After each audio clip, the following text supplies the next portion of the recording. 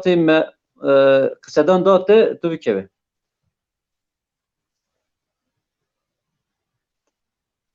Erê êvar baş hevalno veşanameya zindî dest pê kir.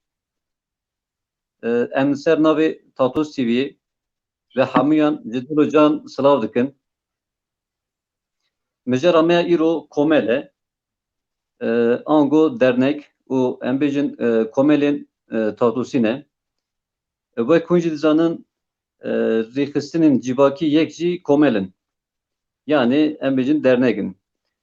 Komel tê vateya wî em bêjin xênî armanca pereqezençkirinê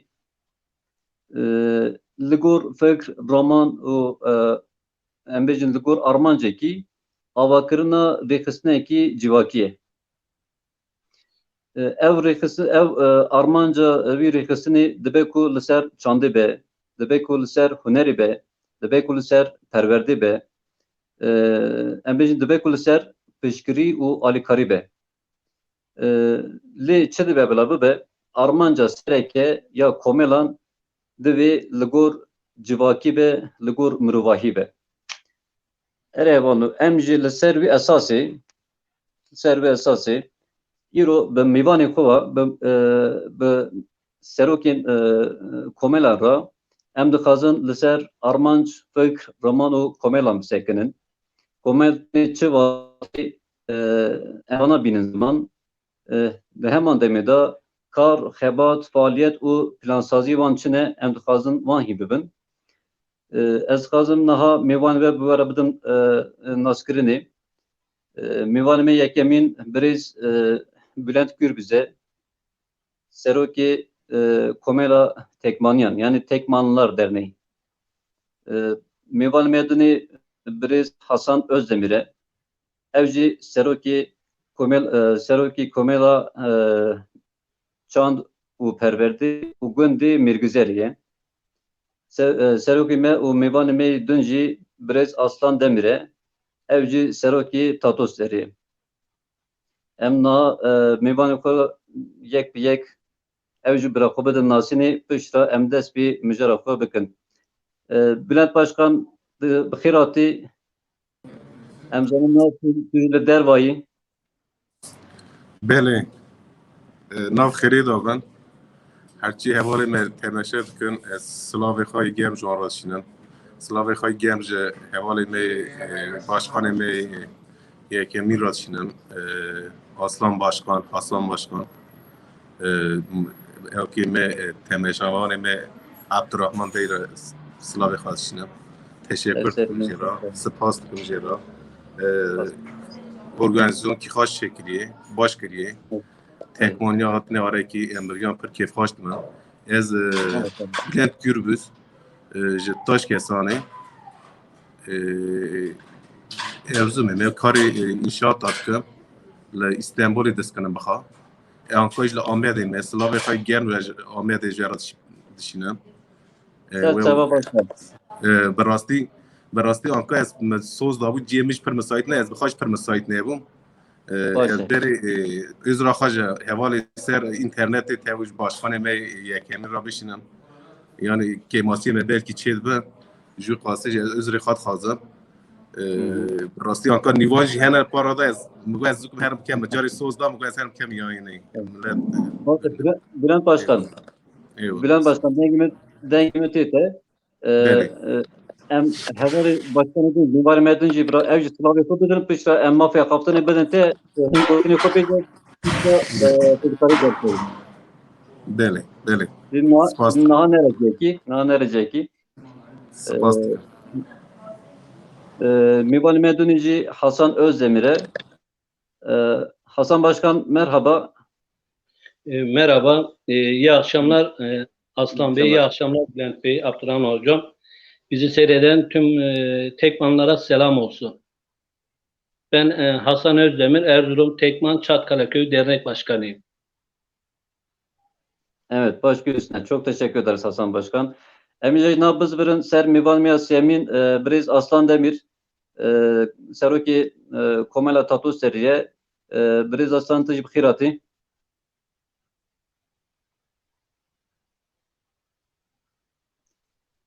Başkan Dengnay.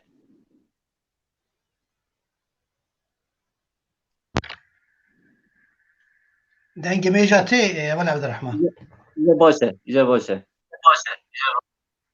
باشه ایوار باش و شان خاش جباکوری ولات جملتی ایوار باش ایرو حوالی می بلند آمده سلاوی تایبت جبو آمده سلاو جبو حوالی حسن جبو ته حوالی عبدالرحمن Tabii. بنابی کوملا تاتوسی از حمود تباشوانا به ریزداری سلاو دکم سروکی کوملا تاتوسی اصلان دمیر ام استانبول جیان دکن لیجبو کار تایبت ام نهال ولاتن ملتینه Evet. ام دینی وشان خوش مخابد ناسین اول ارتمات جانی زمان پش Evet. ما خافتن هاتمه ام در حقی کوملاندا فکر رامان خواب بین زمان Başe başkan gelek spas sabi. Eri evanovek vücudanın komelilme li bajaran jî gelekene. Naha plansazî me ji bo em bêjin xebatên me derneka bînim ziman. Dernek me İstanbulê pirin. Hatan ji destî me hat. Hatan ji destî me hat em dem car bi car em serokên komelan bikin mêvan. Em ê wan re biaqifin.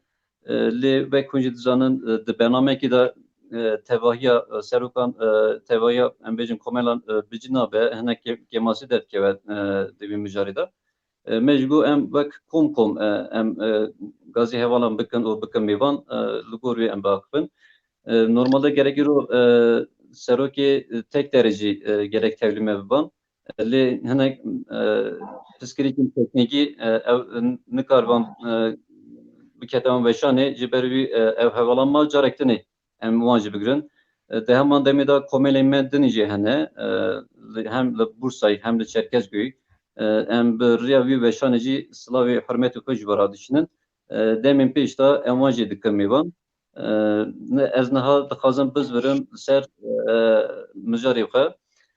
Destpêkê em bi Hasan Bülent Başkan em dest pê bikin.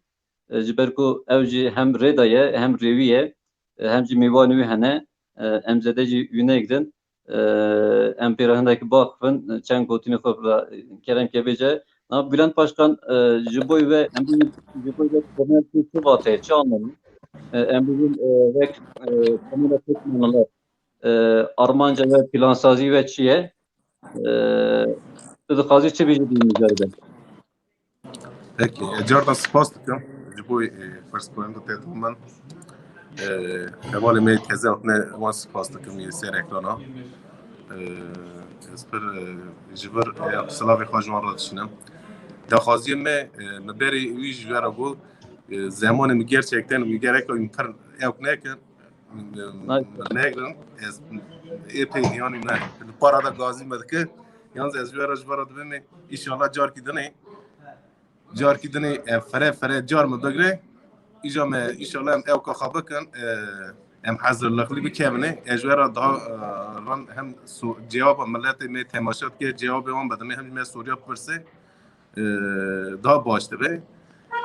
Ji wî qasê jî ez rêxatîsa ji we dixwazim derê ewkê me derneka me di 2019 de qurmîş kir we 2 sal e bu 2 sal berê wî 2 salê me qurmîş kir pêşêş me şûva pandemî çêbû ji wî qasê xizmetê me baş çê nebûne kêmasiyê me pir çêbûne bu kêmasiyan jî yanî tan em salê em ne di genelê dünyayê de van kêmasiyana çêbûne sirf di me derneka da ne ji wî qasê jî tabii ki em ez rêxa dixwazim wana eksigiyê me ne gerek em daha baş bikin van îşana İnşallah ava nexweşiya xilas be em ê were arekî zaten em wê epê wext em vî pandemî dönemê de em carê dudiya em dernek olarak hatine arekî yani kararê xwe me girtine kararê me wer ew tir nebûne yani em milletê xwe tatmîn bikin ew qeraran anka tir nebûne me çerkî destê me çi hatiye destênga yekî yardım em kêmasiyê hem me yardım daye wan me va işana karne ne haşa yani me va işana karne tabii ki vaj be sırf komela name vaj be behevrat be yani topluluk dernek topluluk demektir. Topluluk bir araya gelecek işte ihtiyaç sahiplerinin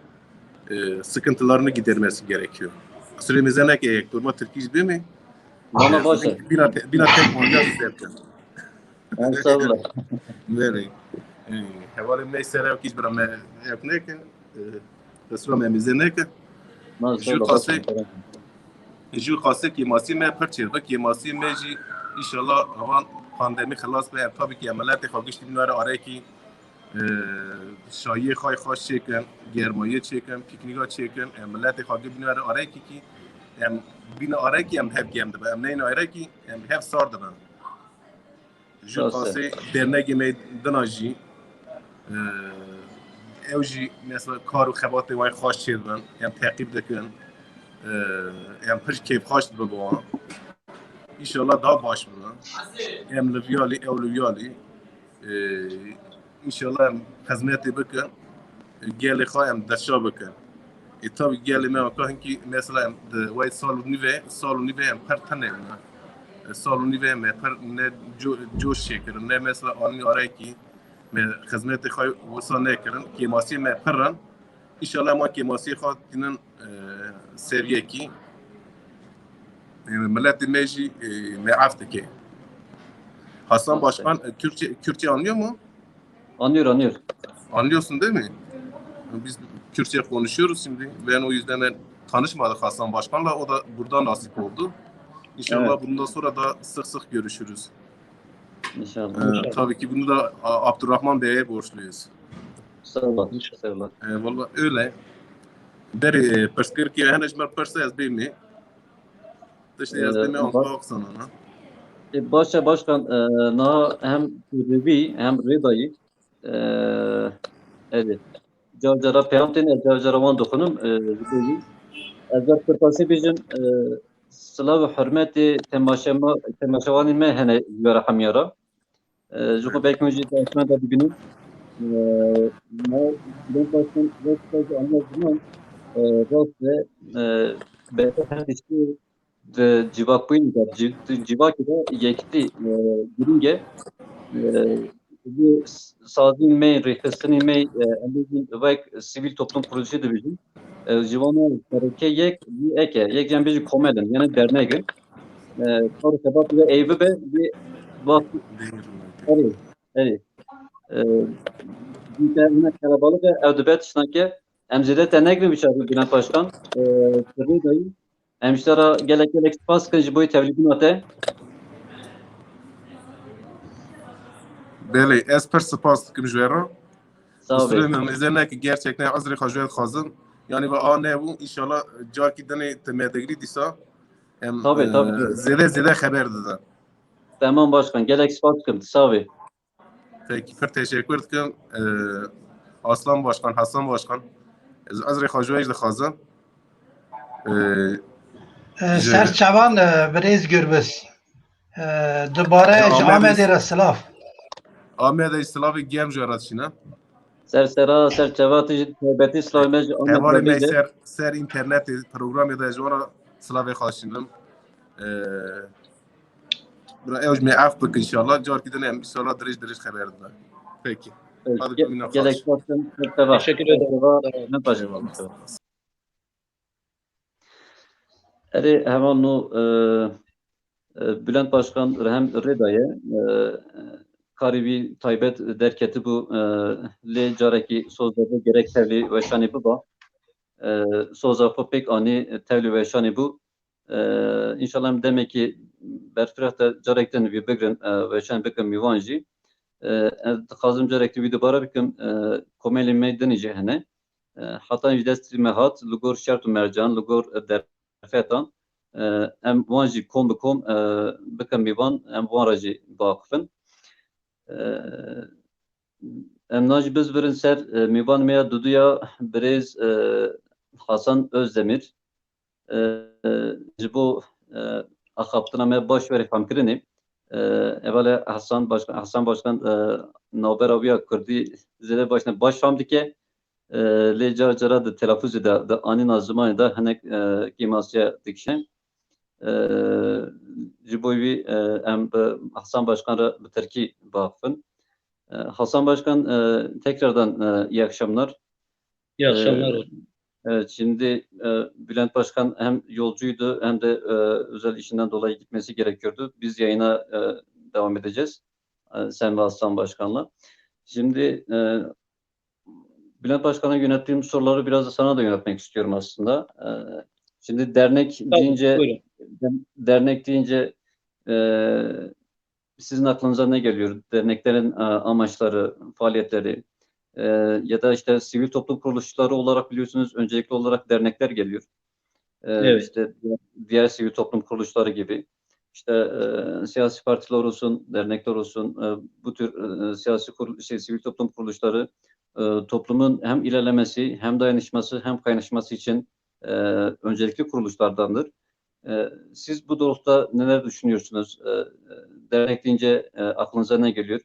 Ve işte Mirgüzer yani Çatkale köyü ve özellikle de Alevi kültürünü bizzat yaşayan insanlar olarak sizler bu konuda ne söylemek istersiniz? Bir de bildiğim kadarıyla derneğinizin tam adı Çatkale Köyü Kültür ve Eğitim Derneği sanırım.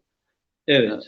Evet, bu daha ince ayrıntı bir noktadır aslında. Derneklerin önemli faaliyetlerinden biri de biliyorsunuz kültürel ve sanatsal ve eğitim açısından olan derneklerdir.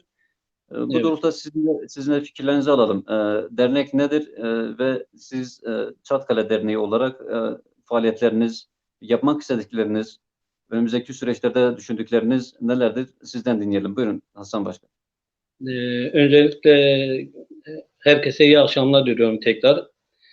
Bu yayından dolayı da size teşekkür ediyorum hocam. Dernek deyince benim aklıma otomatikten hani uzatıyorlar ama yardımlaşma demektir. Dernek deyince yani kültür, eğitim demektir. Biz bu konuda 1999'da Ali Beyköy'de bir derneğin Erzurum Tekman Çatkale Köy Derneği kurdular. Sağ olsun büyüklerimiz sayesinde yani o zamanki arkadaşlar böyle bir dernek kurdular. Faaliyet olarak o zamandan bu yana pek bir şey yapmadık. Dersen ki hani metropolde olduğumuz için hani sorunlar biraz daha değişik oldu. Biz ne yaptık şimdiye kadar 99'dan bu yana? Tabii ki ufak tefek yardımlar olmuştur. Faaliyetlerimiz olmuştur. Ama en son faaliyetimiz 2017'de biz Gazi Mahallesi'nde Sultan Gazi Mahallesi'nde bir yer aldık kendimize lokal olarak. Evet. 3 senedir onunla işte uğraşıyoruz. Tam faaliyete gireceği sırada da bu sıkıntılar oldu, hastalık oldu yani. O hastalıktan dolayı gerçekten birbirimizden çok uzaklaştık yani. Gidemiyoruz, gelemiyoruz, toplum olarak bir araya gelemiyoruz. Yani bu üzücü bir şey. Yapmak istediklerimiz bundan sonra toplumu bir araya getirmek, bir çatı oluşturmak. Amacımız zaten dernek dediğinde bir çatı oluşturmak, insanları bir araya getirmek, kaynaştırmak, gençlere yön vermek. Biz o konuda işte bu hastalıktan dolayı pek bir şey yapamadık. Bundan sonra işte hedefimiz insanları bir toplumla kaynaştırmak, bir araya getirmek, sorunlarımızı gidermek, ihtiyaç sahiplerine ulaşmak, onların dertlerini dinlemek, hele hele köydeki insanlarımızı tabii ki sorunlarımız var. Eğer izin verirsen zamanınız varsa onları da dile getirmek istiyorum tabii ki. Şöyle bir araya gireyim o zaman ben. Şöyle bir araya gireyim özür dileyerek. Şimdi özellikle ben bildiğim kadarıyla çünkü ben Çatkale'de falan öğretmenlik de yaptım. Evet. Ve özellikle Alevi toplumumuzun başta dernekleri olmak üzere Alevi toplumumuzun diğer sivil toplum kuruluşları da olsun. Bilhassa taziyelerde sonra işte düğünlerde yani hem iyi günde hem kötü günde bir arada olabilmek adına, dayanışma adına, kaynaşma adına mutlaka bir kolektif çalışma, bir arada olabilme faaliyetlerini yürütüyorlar. Sanırım sizin derneğinizin de bu yönlü faaliyetleri var. Tabii ki biz Çatkale Köyü olarak yani tüm Tekmanlı Alevi köyleri olarak burada o konuda yani birlikteliğimiz var yani hiçbir konuda acılı günde hiç kimseyi yalnız bırakmıyoruz. Kendi derneğimiz özellikle vasıta olsun, SMS olarak tüm köylerimize ulaşıyoruz. O acılı günde o acısını paylaşıyoruz. Sevinçli günlerde o insanlara muhakkak yardımcı oluyoruz. Gidemediği yerlerde, davete götürmediği yerlerde de SMS olarak, telefon olarak o insanlara ulaşıyoruz yani. O konuda tabii ki onu hani yardımcı olduğumuz yerler var tabii. Ben bu iki faaliyeti kesinlikle kaçırmıyoruz yani. Çünkü insanların en acılı günde yani acıları paylaştıkça azalır. Sevinçli günlerde de tabii ki onlar yanındayız. Onların sevinçlerine ortak oluyoruz. Onu kesinlikle yapıyoruz yani. Hiçbir Evet. zaman onları yalnız bırakmamış. Yani bu iki faaliyetimiz faaldir. Özellikle acılı günlerde nerede olursak olalım yönetim olarak, dernek olarak yani o insanın yanında bulunuyoruz ve acısını da paylaşıyoruz. Onu bir kere yani bir kenarda bırakıyorum. Sevinçli günlerde de mesela düğünlerde de gitmediğimiz insanlar olsa bile olmasa bile biz bir şekilde onlara ulaşıyoruz. Onlara hani SMS olarak yardımcı oluyoruz bu konuda yani. Evet. Zaten özellikle yani Alevi kesiminde bu konudaki işte dayanışma, birliktelik ve kaynaşma gerçekten takdire şayan bir durumdur. Şimdi biliyorsunuz yani yıllardan beri uzun süreden beri maalesef süre gelen istenmeyen şeyler, o işte toplumların birbirine kaynaşmasına biraz da engel olabilen şeyler. İsterseniz bazen toplumun bir arada olmasına engel olabiliyor ve parçalanmasına sebep olabiliyor yani. Evet, İnsanların özellikle duygusal bazda, duygusal anlamda ve inançsal yönde birbirinden uzaklaşmasına sebep olabiliyor yani. E, tabii fakat ki. fakat şöyle bir şey var. Yani insanları bir araya getiren, toplulukları bir araya getiren şey yani sadece bir inanç değildir ya da sadece bir siyasi görüş değildir ya da sadece bir politika değildir ya da Tabii ki. sadece bir ideoloji değildir. İnsanları ve toplulukları bir araya getiren şey bu insanlık duygusudur. Yani Evet. duygusal anlamda yaradılık ve bu çok da kıymetli ve önemlidir. Yani malumunuzdur özellikle seyircilerimizin e, yani güzel bir beyit var. Yani diyor özellikle Alevi deyişinde diyor işte zikri Zülfikar olanın gönlü Ali olur. Gönlü Ali olanın sırrı Muhammed olur. Sırrı Muhammed olanın aşkı Allah olur. Yahu Evet. ya Hak ya Muhammed ya Ali. Yani bu bu dört cümle bile aslında birçok şeyi özetliyor gibi. Birliktelik aslında yani sır olmaktan, bir arada olmaktan duygusal anlamda başlar yani bu birliktelik. Bunun dışındaki diğer faaliyetler olsun, diğer düşünceler olsun, insanların kendi dünya görüşüne göre gelinebilen noktaları gösterir. Ama toplulukların bir araya gelebilmesi kesinlikle öyle. İnançların bir araya gelebilmesi o bahçenin daha da güzel olmasına vesile olur. Mesela Tekman küçük bir yer. Malumunuz Tekman küçük bir yer. Ve bizim 8 tane Alevi köyümüz var. Sayıda eksiklik olabilir. E, Yani bizim birbirimizle daha çok kaynaşabilmemiz için hem sivil toplum kuruluşları olarak yani sizler hem de böyle kendi içimizde yani toplum içerisinde yaşayan bireyler olarak daha çok kaynaşmamız gerekiyor. Yani faaliyetlerimizin karşılıklı olarak olabilmesi gerekiyor yani. Şimdi bu doğrultuda gelen sorulardan bir tanesi de şöyleydi. İzleyicilerimizden gelen sorulardan bir tanesi. Acaba diyor hani Çatkale Derneği'nin Tekman'daki diğer derneklerle bir iletişimi var mı ya da diğer dernekleri nasıl takip edebiliyorlar mı ya da onlar hakkında ne düşünüyorlar falan. Böyle bir soru gelmişti. Bu soruyu da size yöneltmek istiyorum Hasan Başkan. Diğer, Ee, Hocam şöyle cevap vereyim. Biz tabii ki burada bizim Ali Beyköy'de Çağdaş Erzurum Dernekler Federasyonu var. Hınıs Tekman Dernekleri, Alevi köyleri olarak. Yani hı hı, mükemmel bir çalışmamız var. Biz halen o çalışmanın içinde sürekli bulunuyoruz ama katılım olarak katılmadık. Biz onlara da takdir ederdik. Biz Tekman'da da yer açtık. ÇEDEF olarak yazılıyor orada. ÇEDEF yani Evet. öyle bir yer aldık. Öyle bir sorun, sıkıntılarımız vardı. Biz orada yani diğer köylerle aslında tüm köylerle biz kardeşiz. Biz zaten kardeşiz. Yani Alevi, Kürt biz hiçbir zaman ayrım yapmadık. Yani Evet. bizim gönlümüzde hiçbir zaman ayrımcılık yoktu. Olmaz da Evet. zaten. Ama ÇEDEF, Hınıs Tekman Derneği olsun, ÇEDEF olsun. Yani bu bir birliktelik, bir bütünleşme var yani Alevi köyleri olarak yani. Evet. Evet. Peki diğer derneklerle bağlantınız falan yok sanırım değil mi? Yani mesela işte Tekmanlar olsun, Tatuslar olsun, Tekler olsun falan filan.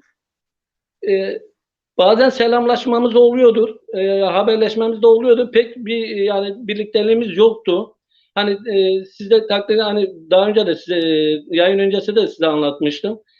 Biraz konuşmaya gelince ben peyderpey açılıyorum yani öyle pat diye Evet. Evet. hazırlıksız yakalandım.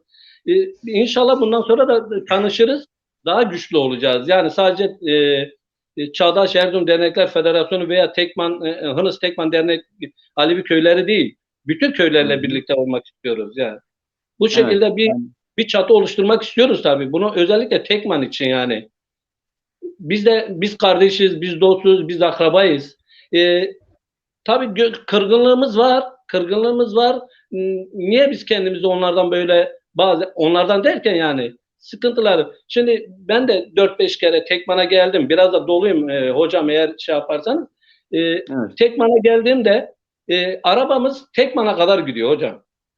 Evet. Tekman'dan ötesi gidemiyor. Siz de öğretmenlik yapmışsınız. Benden daha iyi biliyorsunuz. Ben 89'da çıkmış bir insanım.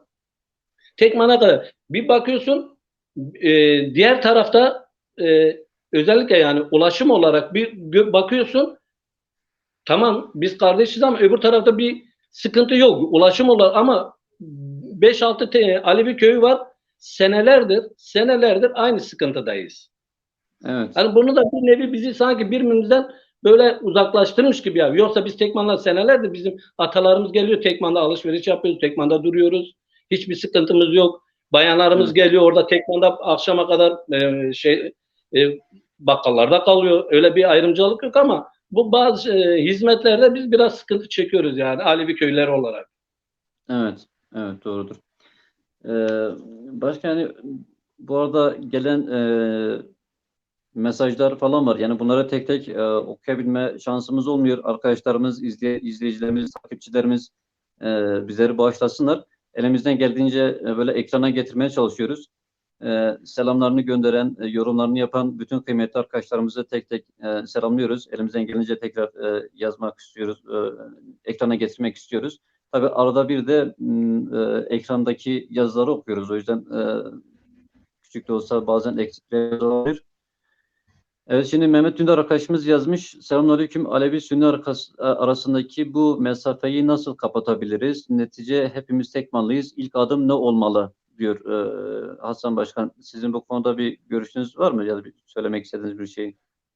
Ben orada Mehmet kardeşime bir tek şekilde katılmıyorum. Biz mesafe aramızda yok bence. Biz her zaman kardeşiz. Hiçbir Evet. zaman Evet. ayrım yani mezhepsel olarak hiçbir zaman bizde şey yok. Mesafe yok biz. Biz de kardeşiz. Hiç kimse bize de yani olur tabii koca Tekman'dır. Binlerce insan var. Öyle 3-5 kişi çıkmış ama hiçbir kimse yani sen Alevisin veya Alevilerde siz Sünnisiniz öyle bir şey olmamıştır. Biz inşallah bu sizin sayenizde bu program sayesinde de biz daha büyüyeceğiz. Daha güzel yerlere geleceğiz yani. Umarım Başkan. Başkan tabii bu arada biliyorsunuz yani böyle yani işte Alevi köylerimizle ilgili hani ciddi sıkıntılarımız da var aslında. Her şeyden önce bu aidiyet duygusunu gerçekten yaşamamız gerekiyor. Mesela biz sadece işte Kürt değiliz ya da biz sadece işte Çerkez, Laz, şu bu falan filan değiliz yani. Ya da işte sadece Sünni ya da sadece Alevi değiliz. Yani bizim bir yanımız Alevidir, bir yanımız Sünnidir, bir yanımız Türk'tür, bir yanımız Çerkez'dir, bir yanımız Ermenidir, bir yanımız Süryanidir. Bir yanımız yani değişik yani biz insan ruhunda ve düşüncesinde aslında birçok şey barındırabiliriz ki Tekman gibi bir yerde bir arada olabilmek çok da kıymetlidir yani. O yüzden biz konuşmalarımızı da yaparken biz yaşamsal boyutta da yaşamın her açısından hangi açıdan olursa olsun baktığımız zaman aslında biz sadece bir kesimi gözünde bulundurarak değil, tamamen toplumun tamamını gözünde bulundurarak hareket ve faaliyet sürdürmemiz gerekiyor. Fakat maalesef e, bu işte güzel düşünceler ya da bu güzel adımlar pratikte çok fazla karşılık bulmuyor. Yani en önemlisi, yani kendim de Alevi köylerinde kaldığım için iyi biliyorum. Yani hani yıllardan beri işte bir maalesef yani hükümet geleneğidir. Dile getiriliyor, işte yollar yapıldı, şunlar bunlar yapıldı falan filan oldu falan diye, ama yani biz Alevi köylerine gidip gelirken bile ciddi anlamda rahatsız oluyoruz yani. Mesela Alevi köylerimizin yolları dahi yok yani. Bunu da bir tarafa bırakalım. Şimdi şöyle bir durum var. Bu aidiyet duygusu dediğim bu önemlidir. Toplumdaki insanları bir arada tutabilecek en önemli kıstas aidiyet duygusudur. Mesela Tekman merkezde yani işte Alevi inancını yaşatabilecek ya da Alevi inancına dair bir emare, bir izlenim, bir aidiyet sembolü mesela yok. Yani bunun da olması gerekiyor yani. Elbette ki öncelikli olarak bu bizim sorunumuzdur. Yani Tekman merkezde yaşayanların sorunudur. Ama daha sonra işte Alevi kardeşlerimizin aslında böyle bir sorunu var. Mesela bir cemevi yapılması yani sizce uygun olmaz mı merkezde, ilçe merkezinde? Ya da cemevi olmasa bile örnek veriyorum Hacı Bektaş Veli Kültür Merkezi ya da Pir Sultan Abdal Kültür Merkezi ya da Seyit Rıza Kültür Merkezi gibi faaliyetlerin olması sizce daha güzel olmaz mı yani? Ya tabii ki yani istekler çoktur. İstekler bitmez. Yani birinci istek, yani sıralamaya koyarsan çok isteğimiz var. Yani özellikle belediye başkanımızdan, Tekman Belediye Başkanımızdan, Erzurum Büyükşehir Belediye Başkanımızdan inşallah ki sesimizi duyar sizin vasıtanızda. Tabii ki istiyoruz. Özellikle gönül isterdi ki Tekman'da bir dediğiniz gibi kültür evi olsun, cem evi olsun. Yani 2 katlı olsa da, üstte ibadethane olsa, altıda gelen misafirleri karşılasa, biz size de söylemiştim. Yani biz Alevi köyler olarak sabah köyden araba çıkıyor, akşam saat 3-4 gibi Tekman'dan çıkıyor. O zamana kadar o genç insanlar bayan olarak çok zorluk çekiyor. Hadi erkekler bir yere gidiyorlar. Hani kahveye gidiyorlar, bir yere takılıyorlar ama bayan olarak çok zorluk çekiyoruz. Biz bunu daha önce de denedik ama biraz sıkıntılar oldu. Yapamadık ama bunu tabii ki istiyoruz. Yani üstte bir cem evi, Tekman'da bir cem evi olsa, üstte ibadet yapılsa, altta da insanlar gelip otursa, akşamda gönül rahatlığıyla kendi köyüne gitse kim istemez ki? Sayın hocam. Yani tabii ki bunu istiyoruz yani. Ama biz imkan olarak, maddi olarak bizim bütçemizi aştığı için biz tabii ki bunu devletten bekliyoruz, belediyelerden bekliyoruz bunu. Evet. Onu istiyoruz, yolumuzu Evet. istiyoruz, köyde sağlık ocağımızı istiyoruz. Ziyaretimiz var. Siz de takdir edersiniz. Köylüler geliyor, Tekman tam karşısında bizim ziyaretimiz var. Kuruz Baba var. Ona da köyden çıkarken sabah 6-7 gibi köylüler çıkıyor. Traktörlerle çıkıyor, arabalarla çıkıyorlar. Orada bidonlara su doldurup getiriyorlar. Akşama kadar orada bekliyorlar. Yani kurbanları, adaklarını kesiyorlar, dua ediyorlar. Hani gönül isterdi ki belediye olarak da bizim köyde su kanalları çok. Ama yaklaşık bir 20 kilometre bir mesafe var. O 20 kilometrede de o suyu oraya götürseler, tabii ki bu da bizim isteğimiz. Yani birinci isteğimiz bu. Hayvanlarımız Evet. o tarafta mesela geliyorlar. Sonuçta o da bir canlıdır. Dağ tarafında fazla otlak kalmadığı için ta oradan geliyorlar. Ziyaretin orada ta akşam hayvandan canı çıkıyor köye gidene kadar. Evet. İstekler çok hocam yani. Bunu özellikle ben hocama söyleyeyim. Yol, bu su, bir de Tekman'daki dediğiniz gibi o sıkıntılarımız var yani. Bunun Evet. sesimizi duyursanız sevinirim. Evet. Başkan, yani umarım bu tür programlarımız, bu tür çalışmalarımız belki katkı sunar bazı faaliyetlerin yapılmasına. Fakat şunu belirtmek istiyorum. Yani özellikle bunu belirtmek istiyorum. Elbette ki beklentiler ister istemez bizler yaşadığımız coğrafyada, yaşadığımız toprak parçasında ya da yaşadığımız işte yasal düzenler falan filan var biliyorsunuz. Yani tabii ki böyle kurumlardan, devlet kurumlarından bilhassa birçok şey beklenebilir. Bu farklı bir durumdur. Ama bizim en büyük beklentimiz yine bizden olmalı. Yani bizler ancak bir arada olabilirsek, bizler yaparsak ancak olur. İşte beklentiler başka yerlerden ya da üstlerden olunca maalesef olmuyor. O yüzden insanlarımız ne olursa olsun, hangi mezhepten, hangi inançtan, hangi etnik yapıdan olursa olsun bizim kendimizden beklentimiz olması gerekiyor. Yani bizler biz olunca ancak büyüyebiliriz. Bizler bir arada olabilirsek ancak büyüyebiliriz.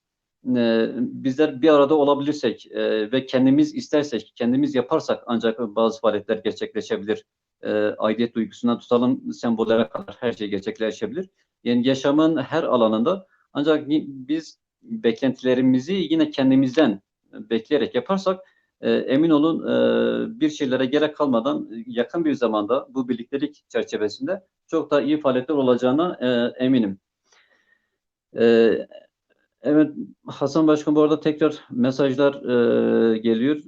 Arkadaşlardan mesajlar geliyor. Hepsini tek tek selamlıyoruz. Yani işte biraz şartlarımız aslında biraz sıkıntılı olduğu için mesajları tek tek okumakta biraz zorlanıyoruz. Fakat mesaj yazan bütün arkadaşları tekrardan selam ve sevgilerimizi ve saygılarımızı gönderiyoruz. Elimizden geldiğince mesajlarını bu şekilde yayına, ekrana getirmeye çalışacağız. Bu arada Hasan Başkan az önce konuşmanız arasında evet şimdi Mehmet Dündar tekrar yazmış arkadaşımız. Birçok Alevi köyünde taşımalı eğitim yapılmakta. Okullar yapıldı mı? Yapıldıysa yeterli derecede mi? Başkan mesajı okuyabildiniz mi? Tam okumadım hocam. Siz yardımcı Evet. olursanız. Evet, birçok Alevi köyünde diyor taşımalı eğitim yapılmakta. Hani okullar yapıldı mı, yapıldıysa yeterli derecede mi falan bu konuda bir bilginiz falan var mı köydeki okullarla ilgili? Köydeki okul yetersiz. Onu söyleyeyim açıkça. Söyleyeyim yani. Kışın çok zorlanıyorlar. Mesela hani yoldan dolayı demek ki söylediğim hocam ulaşımdan dolayı kışın gerçekten çok zorluk çekiyor. Servis bazen belki siz de hani Facebook üzerinden bazı arkadaşlar yayınlıyor. Yolda kalıyor, traktörle çekiyorlar. Sağ olsun tamam gene de belediye yardımcı oluyor ama gönül isterdi ki oradaki Alevi köylerin birlikte e, bir çatı altında okumaları yani bir ortak noktada bir ortaokul, bir lise Evet. daha yakın hani o öğrencilerin kışın gidip o yollarda o perişanlık çekmesin. Orada birlikte bir arada öğretmen sıkıntısı çekmesin kışın. Çağlar, Gümüşlüköy, Çayırdağ, küçük bir köyde olsa Karataş, Mergizer bunlar bir araya gelseler orada bir ortak okul liseye varana kadar, ortaokul liseye kadar gönül bunu da istiyor yani bir ortak noktada bir güzel bir yerde bir okul de bunu da istiyor. Tabii zorlanıyoruz yani o konuda Mehmet kardeşime zorlanıyoruz yani. Ulaşım Evet, ne kadar evet. taşımalı şeyde olsa öğrenciler sıkıntı çekiyor yani. Evet. Ya ben kısaca buna cevap vereyim sonra tekrar konuları toparlayalım. Yani Alevi köylerimizde eğitim konusunda da sıkıntılar var. Yani taşmalı durumlar falan var. Sabit olan bir iki tane köyde okul var. Onun dışında işte taşmalı eğitim söz konusu. Köylerde yetersizlikler maalesef çok. Özellikle Alevi köylerimize yetersizlikler çok fazla. Sağlık açısından tutalım kültürel faaliyetlerin yeterli bir şekilde yerine getirilmeyişine kadar birçok eksiklikler ve sorunlarımız maalesef mevcut yani. Fakat elbette ki dediğimiz gibi bu beklentilerimiz kurumlardan şuradan buradan bunlar resmi yollarda işte muhtarlar falan bunlar faaliyetlerini sürdürebilirler ama bizim asıl beklentimiz yine bizden yani insanlarımızdan birbirimizden olmalı. Bizler bir arada olabilirsek paylaşımlarımızı, dayanışmalarımızı, kaynaşmalarımızı daha üst bir çıtadan yapabilirsek birçok sorunu da birlikte aşabileceğimiz kanaatindeyim. Başkan ekstradan söylemek istediğiniz fazla yani başka söylemek istediğiniz bir şey falan varsa bu konuda bunu alalım. Olmazsa Aslan Başkan'a geçelim. Bu arada Cüneyt Kandilci arkadaşımız yazmış. Zazaca'yı öğrenme ve öğretme planları var mı? Evet, Evet. aslında benim de sorularımdan bir tanesiydi, orayı fark etmemişim.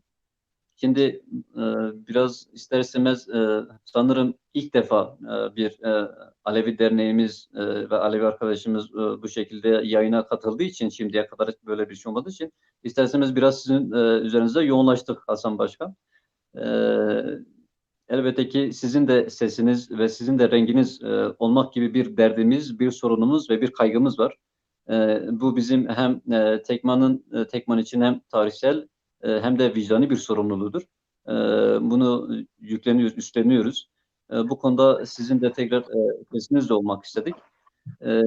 Şimdi özellikle mesela diyelim ki cemevlerimiz var köylerimizde. Köylerimizdeki bu cemevlerinin kültürel ve eğitim alanında özellikle dil o açısından falan olsun diyelim ve diğer kültürel açıdan olsun yani etkinlikleri falan ya da planlamaları var mı? Ya da sizin dernek olarak Zazaca öğrenme gibi ders açısından kendi aranızda böyle bir planınız var mı acaba? Hocam öyle bir inşallah olacak. Tabii ki mesela örneğin ben kendi evimden de istiyorum. Yani şu an ellerinizden öper. 2 tane kızım var. İkisi de Zacaca'yı bilmiyorlar. Yani başta bireyden başlamak lazım. Yani bir başkan olarak ben daha kendi yani tabii ki ben de istiyorum. Ezik ozanan zonuku kesik mi?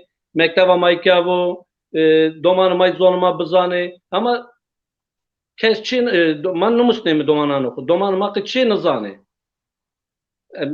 Zazaca'yı da çok güzel konuşuyorum. Yani bu eksikliğimiz var. Yok. Öbür arkadaşlarım da böyle bir çalışmamız yok. İnşallah biz bu yerimizi dedim ya Sultan Gazi'de yerimizi aldı. İnşallah bundan sonra bu dileklerimizi tabii bizden önce benim mesela söylediğim şimdi yanlış anlaşılmasın. Bu yol istememi, köydeki şebeke sorunu, şebeke sorunu şimdiye kadar vardı. Halen elektrikler kesildiğinde ulaşamıyoruz. Kanalizasyon olarak sorunlarımız var, su sorunumuz var. Yani biz bunları bizden önce biz muhtara öncülük yapmıyoruz. Muhtar tabii ki bizden önce başvurmuş. Muhtar konuşmuş, müracaat etmiş. Hani bir söz veriliyor. Herhalde biraz gecikmeli olarak inşallah bu sorunlar giderildiğinde o da olacak. Mesela cemevimiz var. Bir öğretmenimiz yok. Dediğiniz gibi bak cemevi boş ama Zazaca öğretecek bir öğretmenimiz yok. Veya büyüklerden hani herkes işin gücünde olduğu için o dernekte öyle bir imkanımız olmadı. Pardon köyde değil de köyde herkes zaten Zazaca konuşuyor ama İstanbul'da biz Zazaca tamamıyla unutmuşuz. Ha, burada o söyleyen arkadaşlar gerçekten teşekkür ediyorum. Biz dil olarak biz tamamıyla dilimizi unutmuşuz yani. Evet. Başkan yani malumunuzdur. Geçen gün de paylaşmıştık da bunu gerçi. Dil ve toprak yani beden ve ruh gibidir. Yani doğal olarak yani birisinden diğeri koptuğu zaman ister istemez ikisi de biraz anlamını yitiriyor. Biraz anlamsızlaşmaya başlıyor. Yani işte diyelim ki yani dil bedenden kopsa yani toprağından kopmuş gibi oluyor. Vatansız kalıyor maalesef. Beden dilden kopsa bu defa lal oluyor. Yani o beden lal oluyor. Kendi dilinden olmuyor. Bu defa başkalaşmaya başlıyor. Biliyorsunuz dil ve kültür, yani daha doğrusu dilin kendisi zaten en önemli kültürdür. Bu oldukça önemli bir konudur aslında. İlerleyen zamanlarda bu konu üzerinde uzun uzun mutlaka bahsederiz, mutlaka konuşuruz.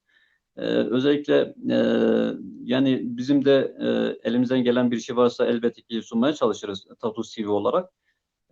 Fakat dil ve kültür alanında yapılacak olan faaliyetler sanırım birçok şeyden daha kıymetlidir. Çünkü değerlerimizin, ki bunlar en önemli değerlerimizdir. Alevi kültürü de en önemli değerimizdir. Yaşanması, kendini var etmesi, yaşatması, büyütmesi gerekiyor ki kendi özünden kopmasın. Yani işte biliyorsunuz kendi özünden kopan ağaçların dalları kurur, çürür zamanla. Bizlerin böyle olmaması lazım. bizler işte o su kaynaklarımızı yani kendi değerlerimize sahip çıkabilmeyi mutlaka başarabilmemiz gerekiyor. Bilhassa bu konuda hemen hemen yani böyle yani unutulmaya yüz tutmuşuz gibi bir halimiz var özellikle metropollerde, şehirlerde yaşadığımız zaman. Kendi değerlerimizden uzaklaşabiliyoruz. Kendi inançlarımızdan, kendi kültürlerimizden, kendi dilimizden uzaklaşabiliyoruz. Ve insanları kendi değerleriyle, kendi tarihiyle, kendi kültürüyle bir arada tutabilen en önemli şey, en önemli kıstas, en önemli ölçüt dildir biliyorsunuz. Evet. Bunları mutlaka var etmek, yaşatmak, bunlar için mutlaka bir şeyler yapabilmek gerekiyor yani. Evet. Tabii ki yani amaç hani dernekte kültür diyoruz. Yani kültür biz o kültürü yaşatmaya çalışıyoruz. İnşallah işte kendimizi toparladığımızda inşallah bu kültürümüze de zaten sahip çıkıyoruz. Mezhepsel olarak zaten inansal olarak biz buna kendimize e, biliyoruz yani sahip çıkıyoruz ama tek eksikliğimiz dediğiniz gibi dilde. Dilde de Evet. metropol şehirlerde biz biraz geri kaldık. Orada o konuda haklısınız. Yani Evet. biraz geç kaldık. Umarım başarırız. Evet. Bu program sayesinde inşallah herkes eğer bizi seyreden köylülerimiz varsa inşallah bundan sonra da bu kendi evimizde olsun, başka yerde olsun, dernekte olsun kendi dilimizi konuşmaya çalışacağız, öğreteceğiz inşallah. Evet. Başkan çok teşekkür ederim. Çok sağ olasın. Baş tacısın. Tabii hemen programdan ayrılmıyoruz. Sonuna kadar buradayız. Ee, E, Bu güzel sohbetiniz için de çok çok teşekkür ederim. Yani aslında biraz vaktimiz de kısıtlı ama e, evet, ilerleyen zamanlarda bizzat Alevi dernekleriyle, Alevi köyleriyle uzun uzun programlar yapmayı planlıyoruz, düşünüyoruz. Bizim en önemli ve en güzel renklerimizden bir tanesi Aleviliktir aslında. Çünkü insanlığın en önemli kıstasları orada kendisini barındırıyor. Bunu doğru temelde görmek, yaşamak ve bilmek lazım tabii. Programımız biraz kısıtlı başkan, o yüzden kusurumuza bakmayın. Evet, estağfurullah. daha çok sohbet etmek isterdik. Zaman zaman tekrar mesajlar geliyor. Bütün mesaj gönderen arkadaşlara çok çok teşekkür ederim. Mesajların hepsini okuyabilmek biraz imkansız duruyor ama elimizden gelince hepsini ekrana getirmeye çalışıyoruz bu arada. Takip eden arkadaşlarımız ekrandan görebilirler, okuyabilirler, bakabilirler. Takipçilerimize de çok çok teşekkür ediyoruz. Evet başkan, umarım önümüzdeki zamanlarda Alevilik üzerine ve özellikle Alevi kültürü üzerine uzun uzun konuşuruz. Şimdi müsaadenle biz Aslan Başkan'a geçelim. Tamam, Aslan hocam bir son bir şey daha söyleyeyim. İnşallah tabii, tabii. isteklerim inşallah siz sıralamışsınız. Oradaki Alevi köylerin birinci sorunu ulaşım, köyün içindeki su sorunu, Hı hı. biliyorsunuz hayvancılıkla uğraşıyoruz. Bazı bizim köylerimize daha doğrusu hiç ağaçlandırma yok. Bunu belediyeden talep ediyoruz. Diğer türlü inansal olarak biz Tekmanlarla hiçbir sorunumuz yoktur. Olmamıştır, olmayacak da. Yani Evet. inşallah bu sorunlarımızı başkanlarımız, belediye başkanımız veya büyükşehir belediye başkanımız duymuşsa ne mutlu bana. İnşallah bizi e, ayırmamışlardır. Bir Alevi olarak diyorum. Yani Tekman'a geldiğinde, Tekman'ın dışına çıktığında biz biraz kendimizi o konuda böyle bir şey görüyoruz, mazlum görüyoruz. Çünkü bizim Evet. temelimizde Alevi'nin temelinde sevgi, saygı vardır. Ben size çok çok teşekkür ediyorum. Sağ olun. Ben teşekkür ederim. Bakın, çok sağ olun. Çok teşekkür ederim. Ee, Umarım önümüzdeki programlarda mutlaka tekrar sizinle ve diğer Alevi derneklerimizle bir araya gelmeye çalışacağız. Onlarla da iletişim halindeyiz zaten. Onlarla da bir İnşallah. araya gelmeye çalışacağız. Tabii başkan bu arada siz konu açmışken aklımıza geldi ve bunu da mutlaka söylememiz gerekiyor. Tatus TV aracılığıyla. Kuraklıktan bahsettiniz, hayvancılıktan bahsettiniz. Bu sene çok ciddi bir kuraklık var Evet. memleketimizde. Yani e, hem yağmur yok, sulama imkanları çok kısıtlı. Bu konuda da mutlaka bazı çalışmaların yapılması gerekiyor. E, Yani ister istemez doğa ve insan birbirini besleyen simbiyotik bir ilişki içerisindedir. Yani en azından kolektif çalışmalar yapılabilir. İşte çiftçilerimiz arasında. Yani işte desteklemeler, şunlar bunlar gelir mi gelmez mi onları tam bilmiyoruz ama bu konuda çalışma yürüten kurumlar var desteklemelerin gelmesi için ama en önemlisi kolektif çalışma, ortak çalışma, eski usul dediğimiz imece usulü yardımlaşma mutlaka olmalı. Özellikle sulamalar konusunda. Vatandaşlarımız, çiftçilerimiz bu konuda çok daha duyarlı olurlarsa elbette ki bu kuraklık az da olsa biraz daha hafif atlatabilir ama şu anda ciddi bir kuraklık var. Evet, Evet. Başkan tekrar çok teşekkür ederim ve ben Aslan Başkan'a tekrar geçmek istiyorum. Aslan Başkan Carek'ten Evarbaş. Evar baş, böyle sever. Dengi Ee, metine. Dengti başta Belediye Başkan teme biburne mehnek teda ravestandın jiberku careye kemine serokenki Alevi tevli veşaneki vahadı be ne tane tatus TV'da ve gidinci yani gelen peri divijim jiber bir mehnek servi tirbuynek çekir mehnek pera emzede mücüldün mafi akaptın ateş mehnek gert henek dizi mebiburne mebibakşine em naha hinek de heman demre başkan biborine car cara disa peyam teni kaynaşma anla bütün tekmanlar evet car cara peyam meteni ziber bir car cara van peyam adıkınım eko peyam dişinin jiva hamiyara carekten sıla hürmeti ko jivara dişinim ev peyam ve juka deveşani da sekinin car cara emtinin ser ekranı pişti em bêjin veşarê me qediya jî şîrovî ve piyamê me sa cî xwe de ne em wana heta ji dest me hat em bibersivînin. Ey Birîz Başkan ji bo we komel tê çi vateyê yani komel ji bo we çi ye kar xebatên ve plansaziyên ve çi ne em dixwazin hinek jî tekolar bikin zêde jî wexta me hinek tên got ama lê em rihet ra dikarin dîsa jî biaxivin ne mesele ye. Keremke Başkan fermo. Spas برای sever. دوباره همو تماشاوان و گدروان مرا برای حسن دمیرا ایوار باش از جوک سروکی کوملا تکمان داری لمیوانیه me یجی دوری استانبول ملتیه me هوالی بلند آمده جمرا سلافشان از ملتیه جه همو تماشاوان را سلاو رز دبیجم به ناوی کوملا تاتوسی از همو تماشاوانان برای سور و برای ازدمیر برای داوی سلاو دکم دست پیکی داویان بیجم سرکفتن دخوازم جبو تاتوس تیوی و جبو ریوبریاوی بریا تاتوس تیوی ایرو ما سر و کومله کی می علوی ناس کریه براستی از گل کیف خوشم دواری داجی سپاس دکم جبوه مجرا کارو خبات کوملان دا براستی از دخوازم دست پیکی داوی تشتی بیجم دبی کو برنامه راست سیاسی نه مجر کومله لی کوملی کردستانی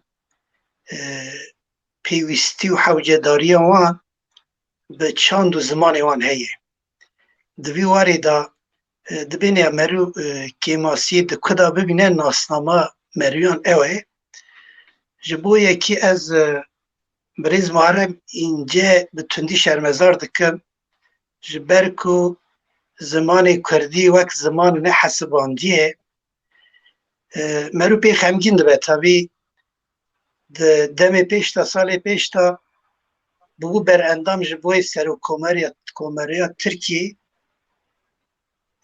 یعنی گلک کردان جی دنگ خود داویه ایرو پارتیک آوا کریه زمان کردی و چند کردی تونت حسیبینه از دوباره وی تندی شرمزار دکم جبرو یکی گوا بحثا کوملون و کارو خباتان بو کوملا تاتوسی وی تشتی درد خپیش دبی یا وقت خطی سور ناجبو کوملا تاتوسی هن خطی سور هره براستی چنه او چاندو زمانو هنره هر تش زمان دا دست بیدی که جیان گاوا کو زمان چنه بو تو تکی جیان نامینه بینه یا دار لسر کوکا خواه مروف زمان خواه جیان دکه جبو یکی کار و خبات کامل تاتوسی بگرانی لسر چند زمان جبرکو زمان کردی به سالان قدخه بمپی بیه حوجداری ما به زمان کردی و پیشکتن آویه داخوازا مجی جحمی کامل تاتوسی به تایبتی خبات خواه لسر زمان زیادتر بمشینه بگمان پیدوی با آلیکاری و پشکریه هیه حوجداریا گل بچه هبه مرو وی بر بچه بگره لی به هر آوای گل حتی را ایرو چوا دبارا خاکریه اوی جبر شون داجی بکه کومل هبن جوی بکن تو نبشی لی کومل همه که دا باران سوک دیکه تشتا هری گرینگ هم دبینیا چند زمانه گاوا زمانی تا تو نبو چند تا هات بن پیکرن تو واتا جیانی نامینه جبوی یکی داخوازا ما جبریز باشخان حسن وزدمیره بریز بلند گربز سر و کومل مدنا گشتی جی از باورم داخوازی همی تاتوسیان جی اوه لسر چند زمان دایی که بتایبتی زیده تر بسکنن کار باری کوملان بریز حسن özdemir جی آنی زمان tabi çanda Aleviye hebek daha cudayı. Hem beni teji ani zaman Vali Abdurrahman tegu 10-12 gündü Aleviyan hane li Tatosi rast car carnan van perskeri kana çi bune de nava geli mey Aleviyu hem ben geli Sünni Şafii mezhebe Şafii taybeti li Tatosi zedeye kari komelan evet ki van cudatiyan jî navberê bidin rakirinê bidin derxistanê. Êja bu asta Tatos TV'ye îro bi rastî ez gelkî kêfxweş im. Birêz Hesen Özdemir gelkî dirêj xeber da min jî bi baldarî gudar kir. Birêz Hesen Özdemir neba hevalekî me din ba min bi rastî eqa sebir nedikir ji bo çi sebir nedikir ez îsanekî bi sebire mafê axaftinê zêdetir te da ez jî pê kêfxweş bûm Birêz Özdemir xwe û komela xwe û çanda Elewîtiyê anî ziman te jî tiştê baş anî ziman ji bo yekê ez gelkî kêfxweş im. Dubare spas ji bo Tatos TV'ye û rêveberiya wî. Birêz Abdurrahman ji bo kar û xebatê komela Tatosê ez dikarim vî tiştê bêjim hemû komel jî vî astengiyetinin zaman nêzî 2 salan e şewbekî ketiye nava tevayî cîhanê şewba koronayê bêguman bi awayî fîzîkî xebat nabin bibin jî pir kêm dibin em bê li ser medya civakî car caran em weşanê xwe çê dikin civînê xwe çê dikin lê di vî warê da jî bi qasî ku me karîbû bikira me alîkarî û piştgirî da gelê xwe bi rastî fedye jî merû behsa alîkarî û piştgiriyê aborî bike esas va ne karê komelan jî va karekî civakî ye merû bi vî çavê lê mezirke gelo em çima xizanin an jî çima pêdiviya me bi koliyekî erzaq heye pêdiviya me çima bi peran heye em çima di vî helê de ne pêwîst e saziyên civakî û rêxistinê sivî ser vî kar û barê xebatan bikin gel di vî warê de şiyar bikin yani em xwedî axekî ne xwedî zimanekî ne xwedî welatekî ne gelo em çima muhtacin em çima tim û tim bindestin em serdest nabin an jî pergal li gor berjewendiyê xwe çima me û xebatê me û em mêrê kiryarê me li gor berjewendiyê xwe bikartîne پێویستە مەرو ژوی تشتی خلاص ببێ civakê durî warî da şiyar bike cava herka jî dikeve ser milê komelan saziyên sivîl wek nivîskar û mamosteyê mîna we Birêz Evdirehman Sever bi rastî û ji di karûbarê xwe da gelekî serkeftîne ez we pîroz dikim ji dil û can te di elevan da te got min mamostetîkê ye tu yê çandê baştir dizanî van pirsgirêkan tu yê car caran bînî ser ekranê Tatos TV'yê bi me re pavra bikî bi komera re pavra bikî em yekîtiya xwe xurttir bikin Seydayê Cîgerxûn gotiye hûn hemû zanin ger hûn nebin yek hûn ê têk biçin yek bi yek bi rastî vajî heye nizam ez ji vîyan dikarim rêzê de bikim ger em nebin xwe em ê bibin ka hûn zanin wek balê dixist ka diber pêwîst e merû bibe xwe berî hev tiştî yani pergal bira me bikar neyîne li gor berjewendiyê xwe ne dengê me bikar bîne ne îrada me bikar bîne em gelekin em gelê Kurdin em bi milyonanin bi salan e pergalê her tiştê me pê kiriye em dikarin xwe ji ber me bibin navça xwe jî komelê xwe jî gundê xwe jî hemû baweriyan jî em dikarin wekev bigirin wekev lê binêrin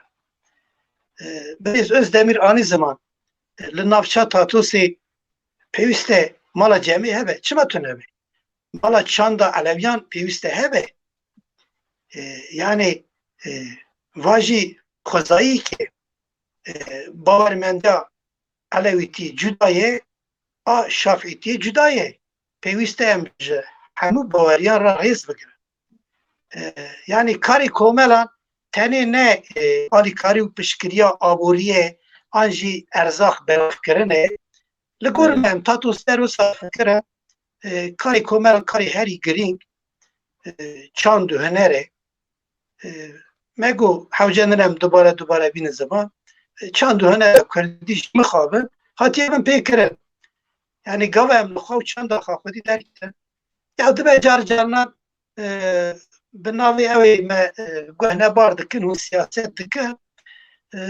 ya bi rastî siyaset perçekî jiyanê yani vê siyaset jiyan jî nameşe îro herkes fikrekî wê siyasî heye dibe ku siyasetmedar nebe bi awayê fîzîkî tevlî siyasetê nebiye herî kêm gava hat mijara dengdayî herkes diçe dengê xwe dide partiyek siyasî yani em îro bêjin ya ez fikra xwe siyasî eşkere nakim bi xwedê em xwe dixwapînin yani gel jî bawer nake gel bi kîjan çavê li me mêze dike yani bi awayekî ya fikra wî ya siyasî ev e li wî çavê bira li me mêze neke komela Tatosê ez dikarim ser navê komela Tatosê bême bira bi wî çavê li me mêze bike tiştên dike kiryarê ku kiriye an jî ê dike an jî tiştê ku soz daye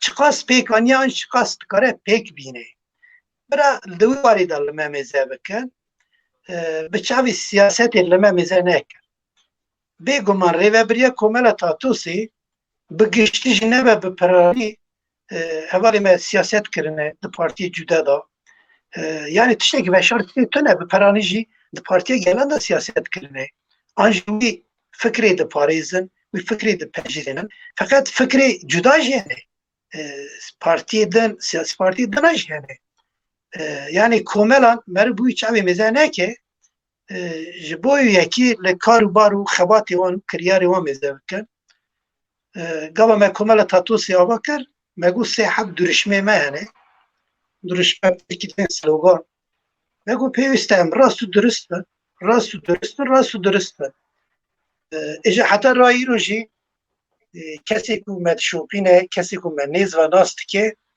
em ji wî xeta xwe tu car neqetiyane û naqetî esas pêwîstiya vî welatê bi rastî û duristî heye خلاصی در راستی و درستی دای دو وکیویه دای لی مخابن پارتین دستلاتار ایک ولاد بریوا دبن جسدان سالانه حتی ایرو گور برجواندی خواه بونه دستلاتارو گلی دن پرچه قاندنه تنه حسباندنه کاری کمالن اوه نافچی خواه گندی خواه باجاری خواه بری خستن بکه به سیاستی و امی ریوبریا ولات به بده ناسین به بده قبول کرن کمال تاتوسی جی لگور درفتی خواه وان تشتانده که اول عبدالرحمن تقول دما به کرت ازانا دمجی پیش تا چیو yani پرسیار هبن دکارم بکرتاسی برسف بدم از دوباره وی تشتی بیجم به تبلیغونا بریز حسن özdemir براستی از گر که کیف خوش بوم به ریا تاتوس تیوی ام مهبد ناس کر انشالله جور هم تکلی خواهرتر بکن به کمال می دناجی کمال می گنده علویان بریز özdemir بحثا کمال خنوسی هم بینی گنده علوی تاتوسی و خنوسی کرن ام دخوازم دمک نیز دا انشالله و روشا قد خیج نابری را ببه امی با آیک زندی جوارم با هف هم تکلیه خواه خورتر بکن هم جبو فدراسیون آنجی خبات بکن بری سپاس اول عدد جبو تو هم gelek spas kın hem derbari komelanda fikir zamanite hem jî di derbarê piskirêkên civakî da gotinê te em gelek spas kin em gelek kêfxweşî bûn rastî jî vekdaniya ziman rast e em bêjin alîkarî piştgirî pêştayîn em bêjin evana di alî maddî da elbette ki evana jî pêwîst in lê vî karina hema em bêjin nav civakê da eko em bêjin hinek devlemendin yan jî Tirkiyeyê dibêjin ya orta sınıf evana dikarin bikin tabii komel wek em bêjin çatîne yani gelek kesan di nav xwe da em bêjin gelek fikr û romana di nav xwe da dihevîne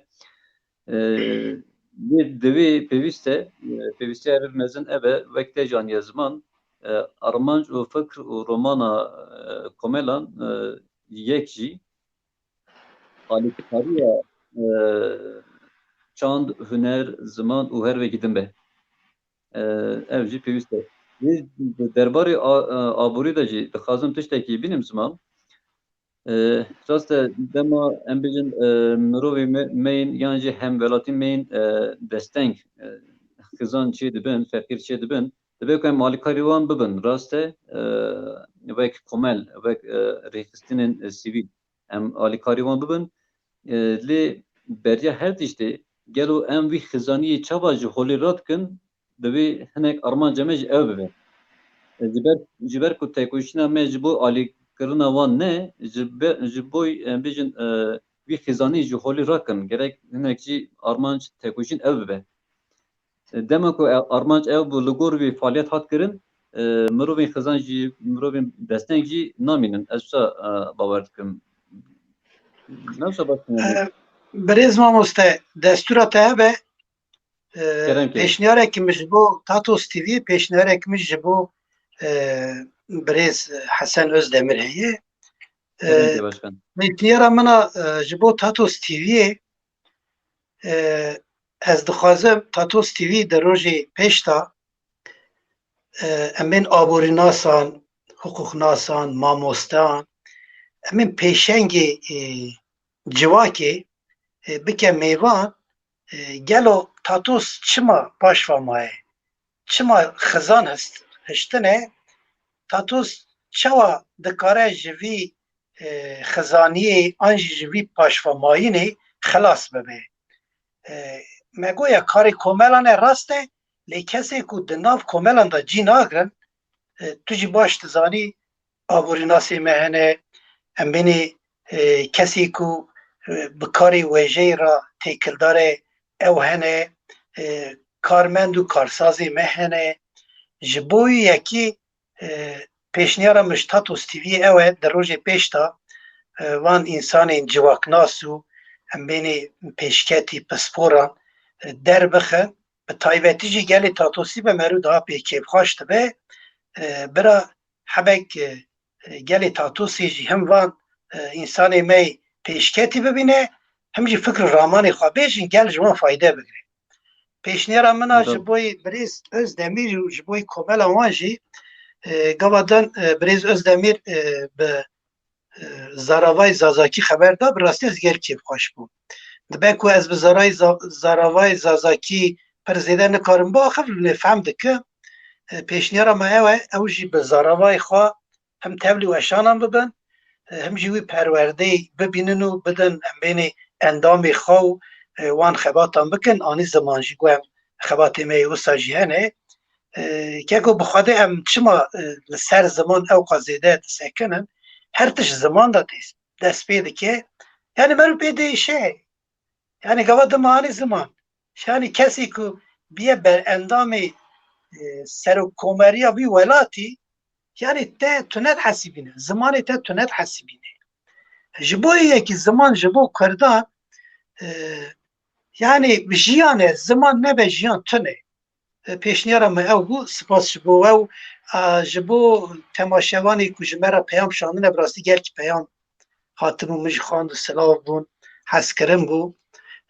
ez jî bi navê Komela Tatosê peyamên temaşevanan û silavê wan em ser serê xwe dibêjin hezar car mala wan ava silav û rêz ji hemiyan re spas ji bo ku derfeta te da me birêz sever. Em jî gelek spas dikim başkan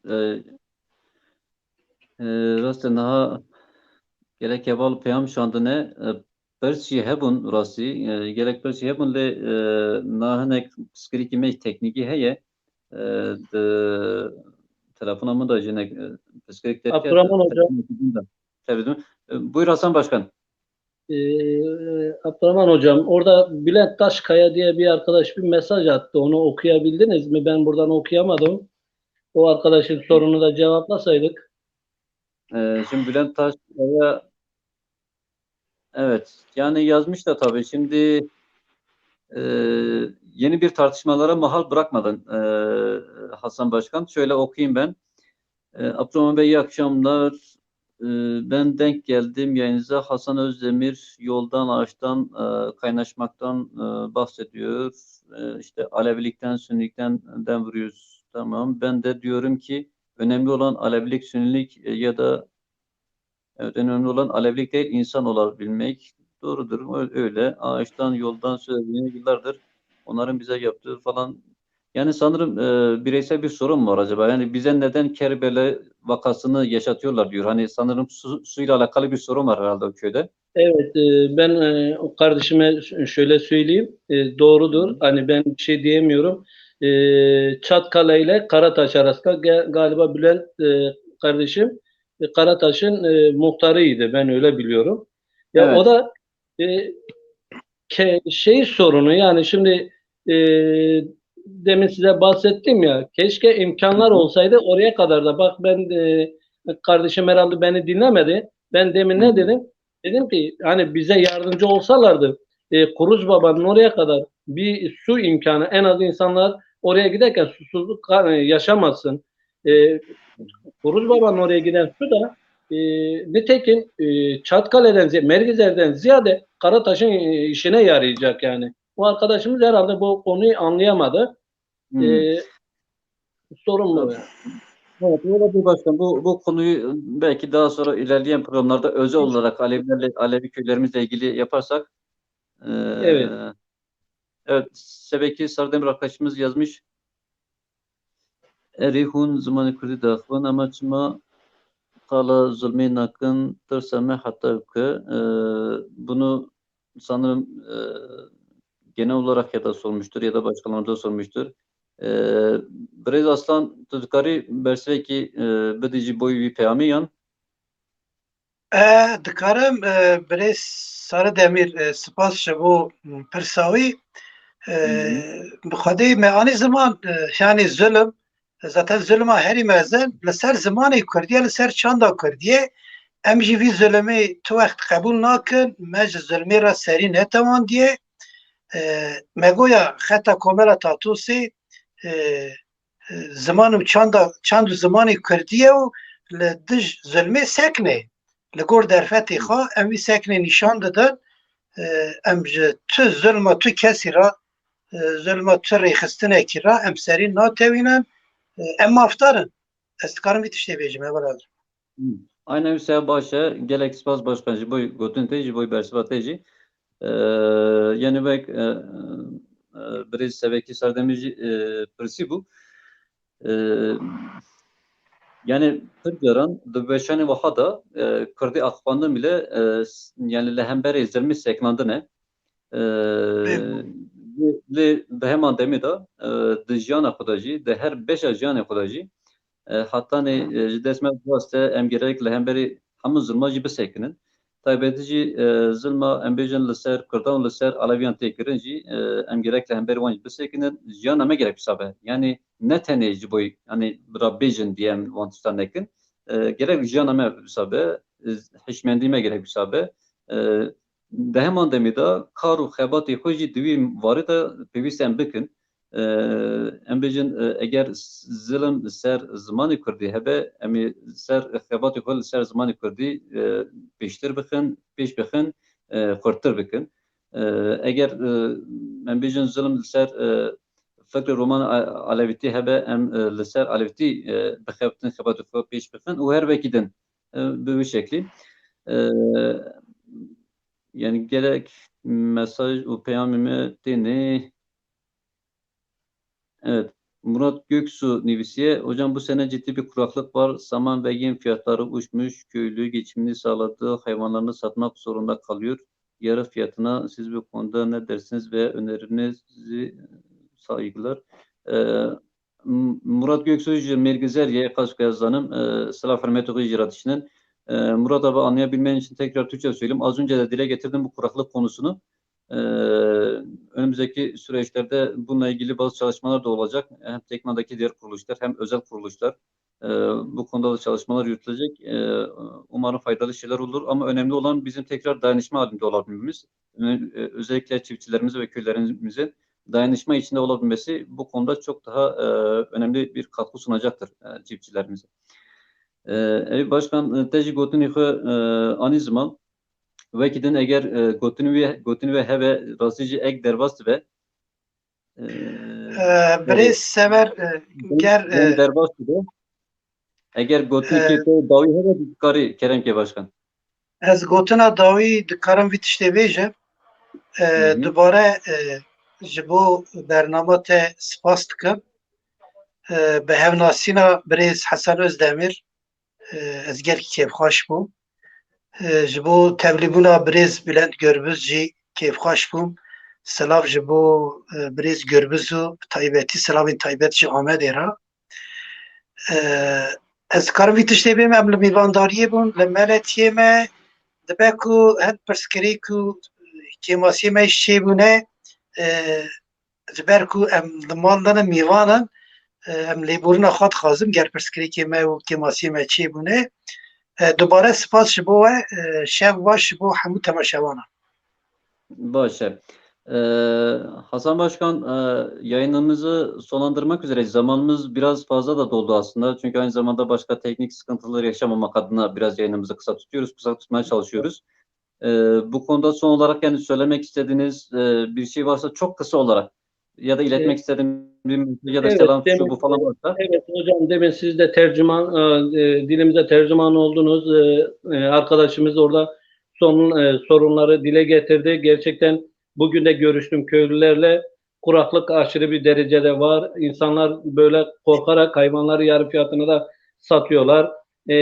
Yani bu sizin aracılığınızla belediye olsun, büyükşehir olsun, Tekman Belediyesi bu sesimizi duyarsa çok sevinirim. Lütfen köylülere yardımcı olsunlar. Ben size ve katılan başkanlara çok çok teşekkür ediyorum. Saygılar, hürmetler abi.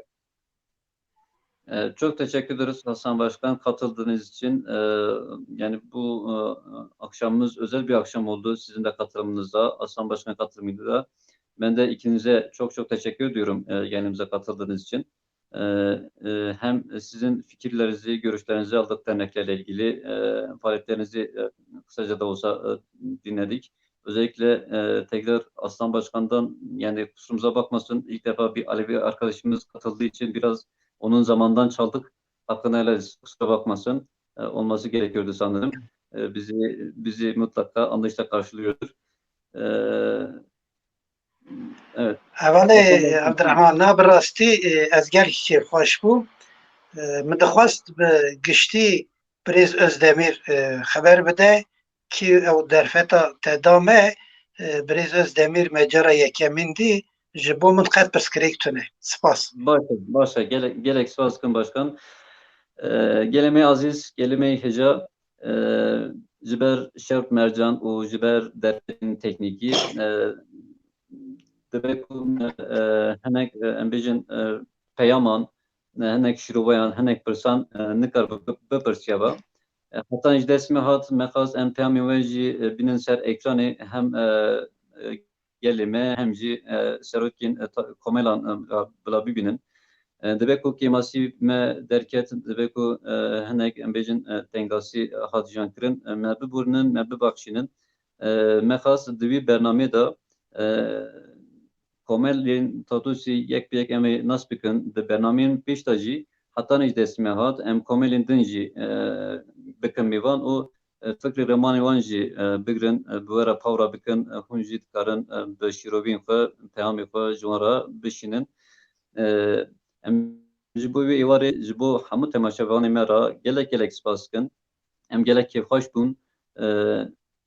Carek dinê Birêz Abdirehman derfet hebe ez dikarim tiştekî bi kurtasî bînim ziman dibe. Başkan dibe. Berkut na o ji zanin doweşena me berê da Birêz Mahîr Özdemir ji bo Tatos TV'yê bû sponsor ez barim dibe ku te not girtibe hatibe ji bîrkirin ez dixwazim ji hevalê me re spas bikim şev baş. Evet. Başa başkan gelek spas dikim. Hevalên ku ji me re bûne alîkar. Hevalên ku ji me re bûne sponsor. Taybetî jî em bêjin tabii hevalê me şexs vek hene lê taybetî jî gelê me ku me dişopînin em ji wan re jî gelek spas dikin. Em bêjin heta ji dest me hat hem li ser rojevê hem li ser kêmasiyan hem li ser sıkıntiyan hem jî li ser em bêjin kar û xebatê hemû jiyanê Kurdî û Tatosiyan heta ji dest me hat em bibin deng û rengê Tatosê. Em vî gavê weşanê xwe li vir diqedînin. Em serî da mêvanê xwe re Birêz Hasan Özdemir û Birêz Aslan Demir'a gelek spas dikin. Ew jî tevlî bûn mêvanê me ronaya çavê me ne gelek spas dikin. Ji gelê xwe re jî em gelek spas dikin me temaşe kirin şîrovê xwe nivîsandin. Ji we hemû re gelek spas dikim. Vî gavê xatirê ve di demek Kurd de em carek din hevdû bibînin dem baş êvar baş were.